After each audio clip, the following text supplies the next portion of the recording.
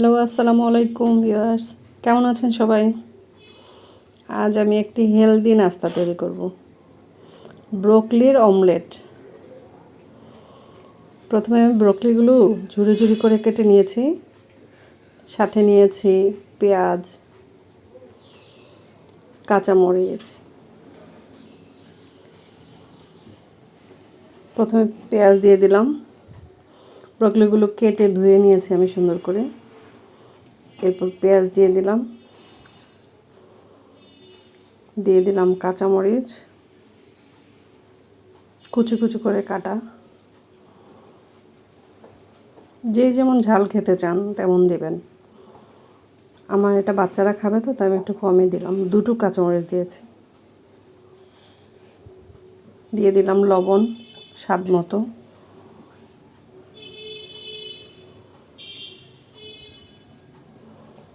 Broccoli শরীরের জন্য অনেক ভালো। দিয়ে দিলাম গোলমরিচ গুঁড়া,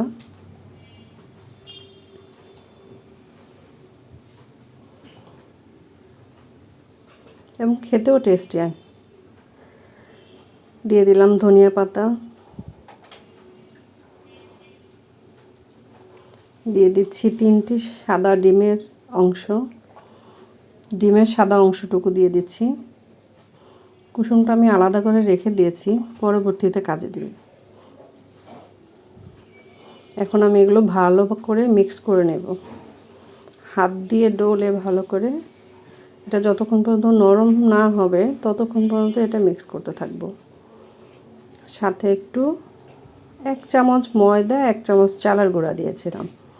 চালের গুঁড়া দিলে একটু ক্রিস্পি হবে, আর ময়দাটা বাইন্ডিংয়ের কাজ ভালো হবে। এটা আমি রাউন্ড শেপ করে নিচ্ছি। ফ্রাই প্যানে একটু তেল দিয়ে দিয়েছিলাম 2 চামচের মতো।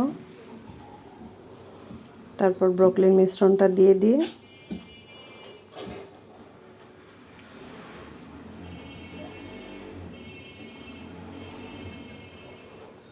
মাঝখানে যাতে কুসুমটা দিতে পারি সেরকম একটা শেপ দিয়ে নেব। এটা দেখতে খুব কালারফুল হবে এবং খেতেও খুব সুস্বাদু হবে। দেখুন আমি এটা কিভাবে করে নিচ্ছি। সন্ধ্যার নাস্তা চায়ের সাথে এটা খুব ভালো জমবে। এটা খেলে অনেকক্ষণ পেট ভরা থাকবে, যেহেতু এটাতে সবজি আছে, ডিম আছে। খুব হেলদি একটা নাস্তা হবে। আমি খুব চেষ্টা করতেছি যাতে এটা রাউন্ড শেপ হয়।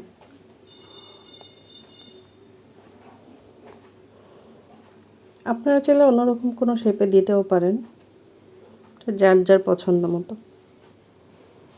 দিয়ে দিচ্ছি ডিমের কুসুমটির উপরে একটু লবণ ছিটিয়ে দেব।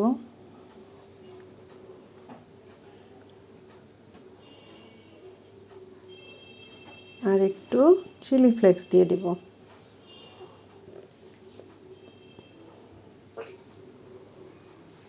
দেখুন সবুজের মধ্যে লালটা খুব ফুটছে।